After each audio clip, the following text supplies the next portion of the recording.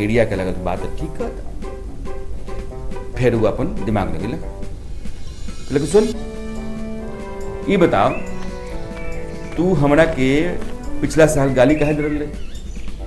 मेमना फिर कहला अरे हुजूर हम तो 6 महीना के बाद, अब आप बताई कि हम साल भर पहले रोड़ा कैसे गाली दे सकता नहीं? जब हमार उम्र 6 महीना बा तो हम पिछला साल गाली कहाँ से दे?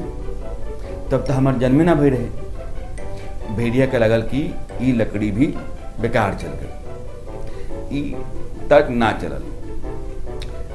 ओकरा फिर दिमाग में फितूर आवे लागल।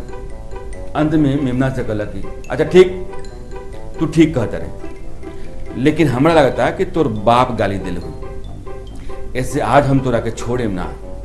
ई कह के भेड़िया मेमना पर कूद पड़ल। कुछ देर में ही मेमना के वो निपटा देला।